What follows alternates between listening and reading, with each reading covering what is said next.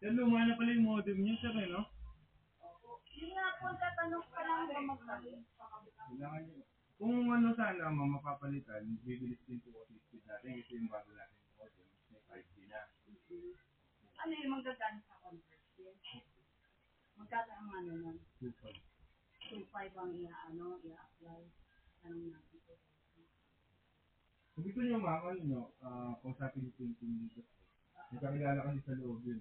Mababa po yung 1.5. Tapos ikakabit.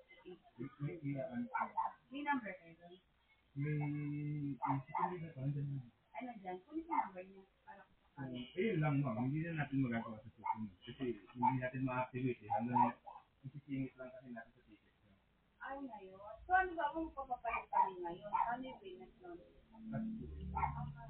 Pero pag yung, second dose, sabihin ko, pero 1.5. 2.5 yun. Pero pa, send, ano pay?